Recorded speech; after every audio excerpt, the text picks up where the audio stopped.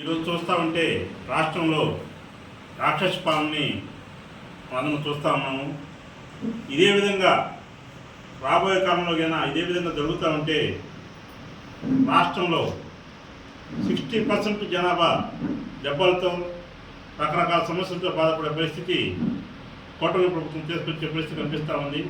కాబట్టి రాబోయే కాలంలో ఖచ్చితంగా ప్రజలు ఎదురు తిరిగే పరిస్థితి కనిపిస్తూ ఉంది.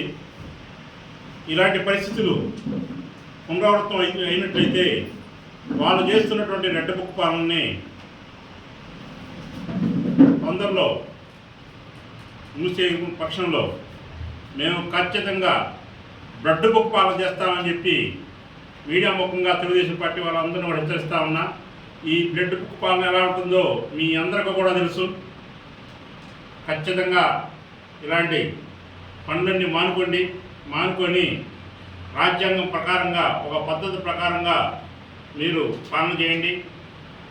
మీరు చేస్తున్నటువంటి పాలన ప్రజలకి సుఖ సంతోషాలు అందించాలి. కానీ మీరు ప్రజలకి చేయాల్సినవి అన్నీ ప్రజలకు ఇచ్చిన హామీలు మొత్తాన్ని ఎగదొబ్బి ఈ రోజున మీరు ఏసీ రూమ్లో కూర్చొని మీరు చేస్తున్నటువంటి పాలన ప్రజలందరూ కూడా గమనిస్తూ ఉన్నారు.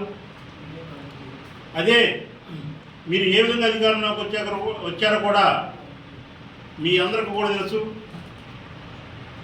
అందరు రాష్ట్రంలో అందరూ అనుకున్నట్లుగా అందరూ అనుకునే విధంగా పరిస్థితులు లేవు.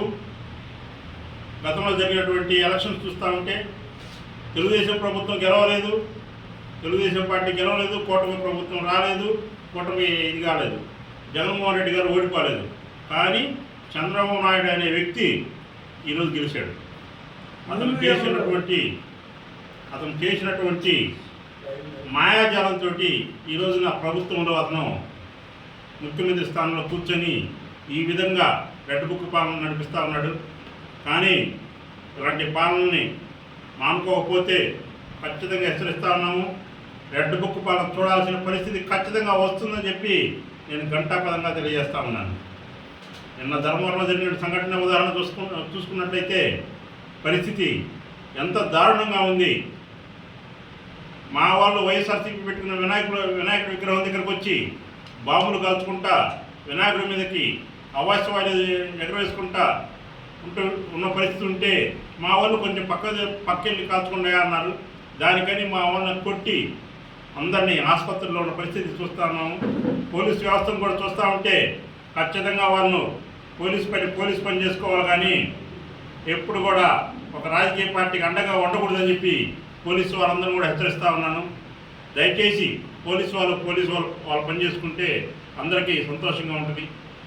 ఇలాంటి పరిస్థితుల్లో మనందరం కలిసి కూడా పనిచేయాలని చెప్పి తెలియజేసుకుంటా ఉన్నాను.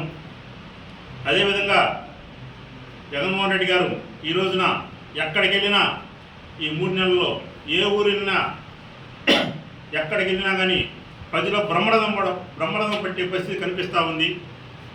ఇవన్నీ చూసి కూటమి ప్రభుత్వానికి ఓర్చుకోలేక ఇలాంటి రెడ్ బుక్ అని ఆ బుక్ అని ఈ బుక్ అని చేస్తూ ఉన్నారు. ఖచ్చితంగా రాబోయే కాలంలో మా ప్రభుత్వం వస్తుంది. మేము కూడా మీరు ఇదే విధంగా చేస్తూ ఉంటే మేము ఖచ్చితంగా రెడ్ బుక్ పాలన ఖచ్చితంగా తీసుకొస్తామని చెప్పి తెలియజేస్తూ ఉన్నాను. కాబట్టి రెడ్ బుక్ పాలన రాకుండా మీరే జాగ్రత్తలు వహించి ప్రభుత్వాన్ని సక్రమంగా సరైన పద్ధతిలో అంబేద్కర్ గారు రాసిన రాజ్యాంగాన్ని కించపరచకుండా ప్రయాణం చేయాలని చెప్పి తెలియజేసుకుంటా ఉన్నాను.